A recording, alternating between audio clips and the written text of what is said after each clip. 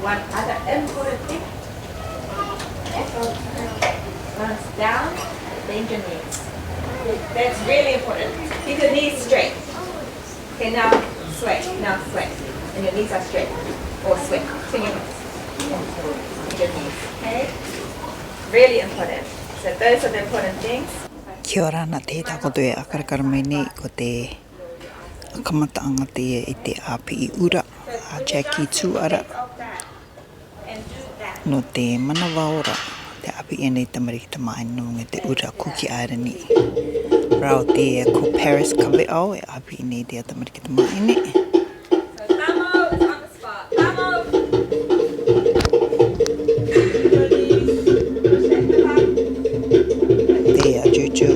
ina ora chuchu ke tamo e te ura.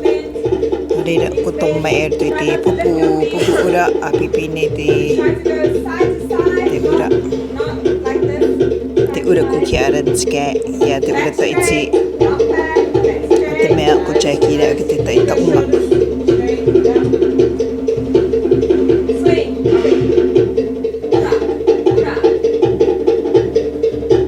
Ti a te waraire ka apira tonu te reo Māori. Ina ngaro e tera rātau, ka ina ngaro e rātau kia oro rātau kia irikiru te api reo Māori a te waraire. Ora a ki te ora rima.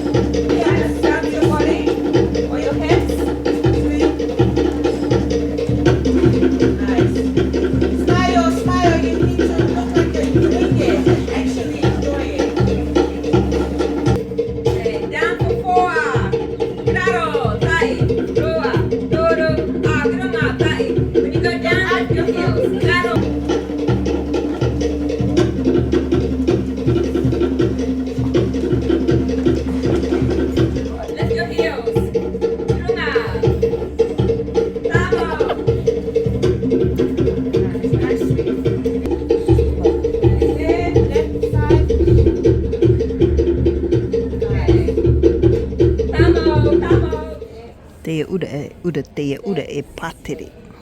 Nē. Rau ko pātere tere koe slide o koe a. Just think what you would normally do when you're going sideways. You're going to step. Pātere tere o koe nā ngoi te taua a. Slip slide o ki koe ra. Slide. Come and pātere tere too. Yeah. Swing. There's a dance those days. Swing. Swing. Shushu Get up. your knees. Okay, here's another thing. Don't dance on your own. Don't dance up. So where your normal dancing stances, your normal dance, you're just going to, good. You're not dancing like this. There's something completely different. You're just dancing like this. Ura, ura, ura, ura, ura. Balance, balance. You're not balanced because your foot's not forward. Yeah. One foot should be in front of the other. That keeps you balanced. Ura, ura. Lift, lift, lift. Ura. Foot in front of the other. Keep your balance. And you lift. And then swing. Swing. Swing. Good. Swing. Swing. Fast swing. However you want to. Feet together, feet together, feet together. Bend your knees. Bend your knees. Try and keep your shoulders straight. Try not to bounce.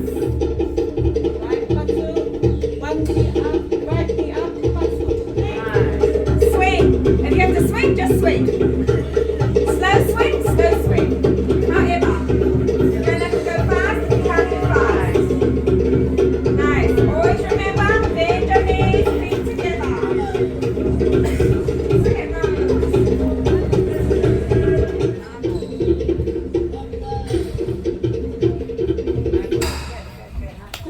No, ato man ako nung te ura te ai. Ah, too good.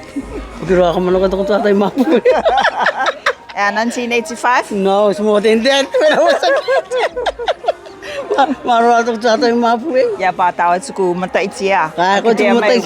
Hindi may guruin. Tuman ako. Ay, ako raw ko eh. Tara ore ka. Nekate akaro ako ti tamari ki ingo ni. Makola di ang na chekira. Paris era binera ta abita to mapu.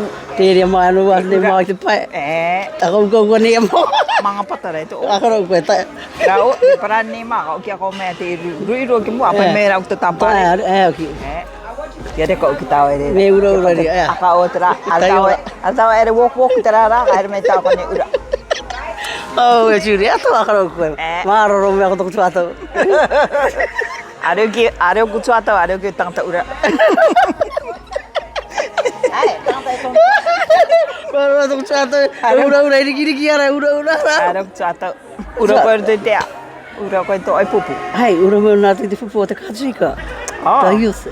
Make it out in 1983. No te ano constitution pa. No, not the Mapu, not the youth Kajika. Those days. And then in 1985, I think, yeah, arumo te pupu ura o te atu ki rotoni. Yeah, that's it. Tera ere ra ka akoro ra ko me ko to tarin. Ako ki ru ki mo. Tera ere ki akamit ki etang po api. Te api tatato. Akoro. Ai tera o ka o ki me ma. Okay, ako mo next week. Tayo ko mapari ni. Ra o de in ki ne ma ko mata ro ko to te kor me tamari ki ma ine ma we ura si mata ta ma ka. Okay ra. Hakite.